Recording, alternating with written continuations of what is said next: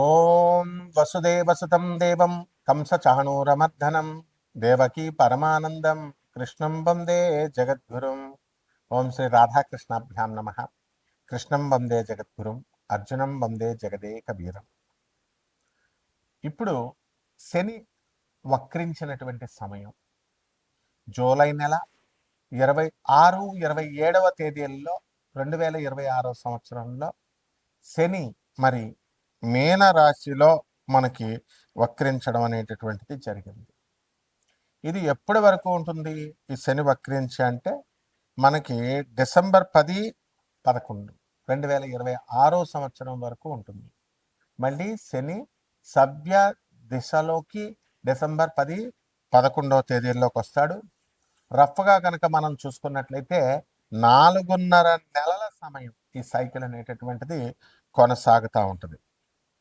దీన్ని ఎక్కడికి మళ్ళీ సవ్యదశలోకి వస్తుందంటే మళ్ళీ డీప్ వాటర్స్ అయినటువంటి మీనరాశిలోకే మనకి ఈ వక్రించడం జరుగుతుంది. స్పెసిఫిక్గా మనకి ట్రాన్సిట్ ఎక్కడికంటే త్రూ రేవతి నక్షత్రం, ఉత్తరాభాద్ర నక్షత్రం నుంచి మనకి ట్రాన్సిట్ అనేటటువంటిది జరుగుతుంది. మరి దీని వలన మనకి కొన్ని రాశుల వారికి మేలు జరుగుతూ ఉంటుంది, కొన్ని రాశుల వారికి మధ్యస్థంగా ఉంటుంది, అలాగే కొన్ని రాశుల వారికి మరి యాడ్వర్స్ రిజల్ట్స్, బ్యాడ్ రిజల్ట్స్ ఇస్తూ ఉంటుంది. కాబట్టి దీనికి మనం ఏం చేయాలండి అని అంటే మనకి ఆగస్ట్ నెలలో మనం 12వ తేదీన మనకి ఒకటి జరుగుతుందండి. ఆగస్టు 12న మనకి టోటల్ సోలార్ ఎక్లిప్స్ అంటే సంపూర్ణ సూర్యగ్రహణం ఏర్పడబోతోంది. అసలు మనం ఆగస్టు 12న 2026 సంవత్సరంలో ఒక వెరీ రేర్గా జరిగేటటువంటి 6 గ్రహాల అలైన్మెంట్ అనేటటువంటిది, 6 ప్లానెట్ అలైన్మెంట్ అనేటటువంటిది జరుగుతుంది. ఏమిటి ఆ గ్రహాలు అంటే బుధుడు, కుజుడు, గురుడు, శని. ఈ గ్రహాలు 4 అయితే యురానస్ అండ్ నెప్ట్యూన్ అంటే రాహుకేతువులు దగ్గరగా ఉంటాయి. వీటి పోలికలు ఇవన్నీ కూడా they will stretch across the predawn sky. మొత్తం అంతా కూడా ఒకే ఆర్చ్ లాగా వస్తుందన్నమాట. సో దీన్ని మనందరం కూడా నేకెడ్ అయితే చూడొచ్చు మనం ఖగోళంలో, ఆకాశంలో. బెస్ట్ టైం ఏంటంటే ఆగస్టు 12వ తేదీన దగ్గరగా 1 గంట నుంచి గంటన్నర పాటు మనకి ఎవరి ఊర్లో వాళ్ళకి లోకల్ సన్ రైజ్ లొకేషన్ ఏదైతే ఉందో ఆ లోకల్ సన్ రైజ్ టైంలో దానికంటే ముందు గంటన్నర ముందు మనకి ఈ 6 ప్లానెట్ల అలైన్మెంట్ కనబడుతూ ఉంటుంది. అలాగే ఈ యొక్క మనకి ఈ ఆకాశంలో ఈ స్ట్రెచ్ అయినటువంటి ఈ ఆర్క్ ఏమవుతుందంటే morning eastern and north eastern హారిజన్లో ఇది ఏర్పడుతుంది. అలాగే ఈ యొక్క ప్లానెట్ విజిబిలిటీ అనేటటువంటిది అంటే అందరూ చూడొచ్చా అండి దీన్ని అంటే బుధుడు, గురుడు, శని, కుజుడు ఇవి చాలా బ్రైట్గా కనబడతాయి. అండ్ మామూలు కళ్ళతో ఏ విధమైనటువంటి ఎక్విప్మెంట్, ఏ పరికరాలు అవసరం లేకుండా క్లియర్ స్కైస్, ఆకాశాలు కనుక కరెక్ట్గా ఉన్నట్లయితే దాంట్లో మనం చూడొచ్చు.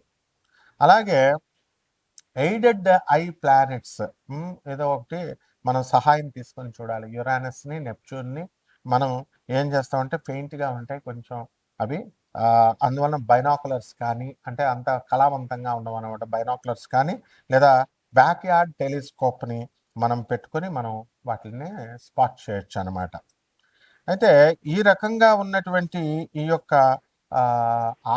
ప్లానెట్స్ అన్నీ కూడా ఆగస్టు 1 నుంచి 17వ తేదీ వరకు కూడా మనకి ఈ రవి ఏం చేస్తాడంటే కర్కాటక రాశిలో ఉంటాడనమాట.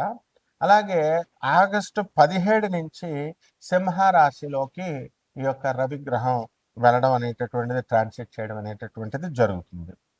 దాని వలన మనకి మేజర్ ఇంపాక్ట్స్ ఏముంటాయండి ఈ శని వక్రించడం వలన అంటే 7.5 జరుగుతుంది కదా ఏలినాటి శని కొన్ని ప్లానెట్స్కి. ఆ 7.5 ఫేజ్ జరుగుతున్నటువంటి వాళ్ళకి ఎవరికి కుంభరాశి, మీనరాశి, తర్వాత మనకి మేషరాశికి జరుగుతుంది. సో వాళ్ళ యొక్క కార్మిక్ ఏమైతే ఉన్నాయో రిఫరెన్స్ అవన్నీ కూడా కార్మిక్ ఎఫెక్ట్స్ అన్నిటిని కూడా మనము ఇంటెన్సిఫై చేస్తుంది. ఆ తర్వాత మనకి రెస్పాన్సిబిలిటీస్ అని కూడా మనకి బాధ్యతల్ని పెంచుతుంది. కార్మిక రివ్యూస్ని తర్వాత వీటి యొక్క బాధ్యతల్ని కుంభరాశి వారికి, మీనరాశి వారికి, తర్వాత మేషరాశి వారికి జరుగుతుంది.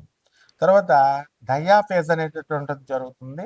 అదేమిటంటే సింహరాశిలో అండ్ ధనుస్సు రాశి వాళ్ళకి వీళ్ళ యొక్క ఎవరికైతే జరుగుతుందో వాళ్ళందరూ కూడా శనీస్ వాళ్ళ దశలు జరుగుతున్నాయో, సో ఈ యొక్క స్క్రూటినీ జరుగుతుంది, శని స్క్రూటినీ. దానివల్ల ఎక్స్ట్రా కాషన్ ఫైనాన్సెస్లో కానీ, ధన విషయాల్లో, తర్వాత వర్క్ ప్లేస్ చోట స్ట్రెస్, ఇలాంటి విషయాల మీద ఎఫెక్ట్ అనేటటువంటిది పడుతుంది వీటి వల్ల. అలాగే బెనిఫిట్ అయ్యేటటువంటి రాశులు ఏమైనా ఉన్నాయి అంటే మనకి మేషరాశి, వృషభ రాశి, సింహరాశి, తులారాశి, మేనరాశి వారికి అందరికీ కూడా బ్రహ్మాండమైనటువంటి లాభాలు జరుగుతాయి. అలాగే మనకి ప్లానెటరీ ట్రాన్సిట్స్ జరుగుతున్నాయి. అది ఎవరికైతే దీనివల్ల గజకేసరి, గజలక్ష్మి యోగాలు, అలాగే బుధాదిత్య యోగాలు, ఇలాంటి యోగాలు ఎవరికైతే ఉన్నాయో వాళ్ళందరికీ కూడా ఈ యొక్క అన్లాక్ చేసి మొత్తము పాజిటివ్ షిఫ్ట్స్ వచ్చేలాగా వీళ్ళకి చేయడం జరుగుతుంది. ఈ రాశి వాళ్ళందరికీ కూడా ఎవరికైతే బుధాదిత్య యోగాలు, గజకేసరి యోగాలు వచ్చినాయో ఇంకా ఎక్కువ పెంచడం అనేటటువంటిది జరుగుతుంది. కాబట్టి మనము ఈ శని, ఏలినాటి శని అని అనగానే మొత్తం అందరూ కూడా భయపడతా ఉంటారు. అలాగే శని వక్రించినప్పుడు భయపడతా ఉంటారు. కానీ కొన్ని రాశుల వారికి ఏలినాటి శని సమయాల్లో కూడా మనకి ఈ యొక్క శని వక్రించిన సమయాల్లో కూడా మనకి మంచి జరుగుతూ ఉంటుంది. ఇప్పుడు ఈ యొక్క మైనస్ ఇంటూ మైనస్ ప్లస్ అవుతుంది ఫార్ములా. అందువలన ఎవరికైతే ఈ యొక్క శని మనకి బాగుండలేదో అటువంటి వాళ్ళకి శని వక్రించినప్పుడు, క్రూరగ్రహాలకి ఆ వక్రించినప్పుడు శుభ ఫలితాలు ఇస్తాయి. మైనస్ ఇంటూ మైనస్, అసలే శని ఏలినాటి శని జరుగుతుంది అనుకోండి, ఆ ఏలినాటి శని సమయంలో మళ్ళీ ఈ యొక్క వక్రించడం మైనస్ ఇంటూ మైనస్ ఏమవుతుంది, ప్లస్ అవుతుంది. అందువలనే మనకి కొన్ని రాశుల వారికి కొన్ని సందర్భాలలో మనకి ఏలినాటి శని కాదు, అర్ధాష్టమ శని, మనకి ఈ యొక్క వృశ్చిక రాశి వారికి అర్ధాష్టమ శని జరుగుతుంది. అలాగే సింహరాశి వారికి అష్టమ శని జరుగుతుంది. సో ఈ రాశుల వారికి అందరికీ కూడా మనకి minus into minus formula apply అయ్యి కొంచెం శుభాలు జరుగుతాయి. కాబట్టి ఇవన్నీ కూడా గోచార రీత్యా మనం చెబుతున్నాము.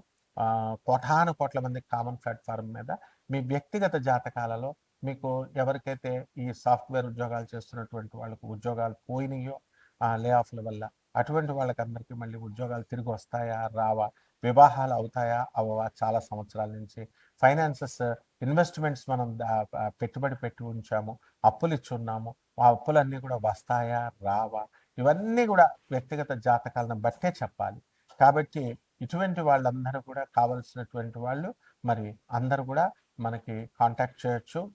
దాని ద్వారా మనం వాళ్ళందరికీ కూడా చెప్పడం జరుగుతుంది. కొన్ని వాళ్ళకి కావలసినటువంటి రెమెడీస్ అన్నీ కూడా మనం చెప్పడం జరుగుతుంది.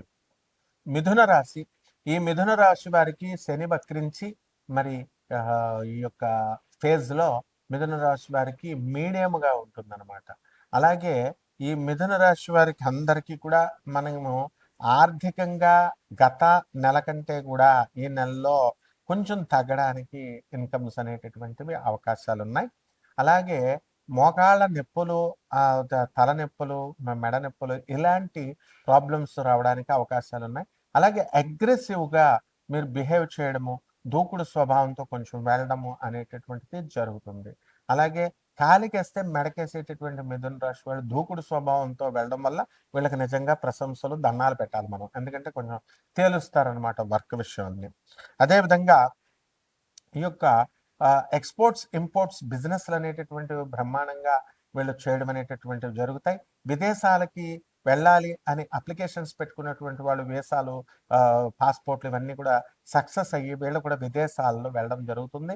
అక్కడ విదేశాలలో ఆల్రెడీ వర్క్ చేస్తున్నటువంటి వాళ్ళందరికీ కూడా ప్రమోషన్స్ రావడానికి అవకాశాలు ఉన్నాయి.